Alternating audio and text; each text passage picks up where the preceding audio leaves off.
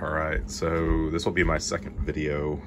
The first one, wanted to share the Hawkins Precision Hunter magazine and bottom metal. And so I just was thinking what other products that are out there that I feel like has made a huge impact or is deeply beneficial on a performance basis. This rifle right here is 300 PRC, so you guys saw a 6.5. That I shoot matches and do hunt medium-sized game with.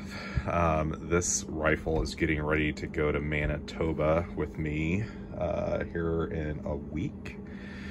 And it's also going to go to Colorado for an elk hunt in about a month and a half. But what I did want to talk about this rifle is down here. And so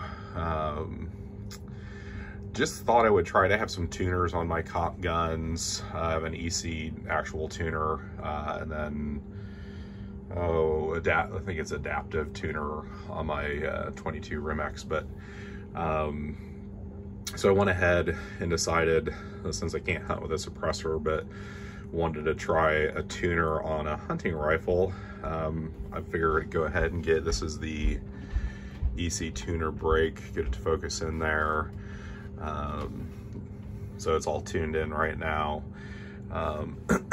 As far as the performance on this, super happy with the recoil performance. Before on here, I had an APA, I believe it's American Precision Arms, Fat Bastard brake.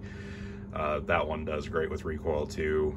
They're loud. I do think the Fat Bastard is maybe a little bit louder than this brake, but both super effective as far as recoil management.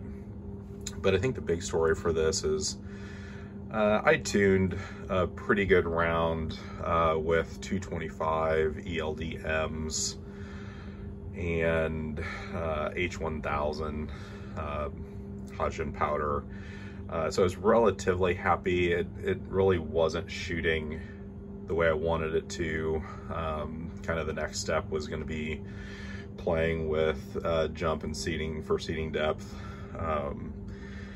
But I thought in lieu of that, well, let's try the tuner brake. And so I'm going to show you guys kind of my surprising results here, and I'll set this up, see if we can get it to maybe refocus here. So went ahead and put the tuner on. You set it, if you guys don't know, see if I can get it to focus. You set it essentially to the 0 line here, and so then and I can spin it. It locks down pretty tight. It takes pretty good turn to get it to spin. But you set it to 0 here, and then I chose, I think normally they say every 2, I did 2 dashes, so there's half dashes between each of the numbers that are on the tuner.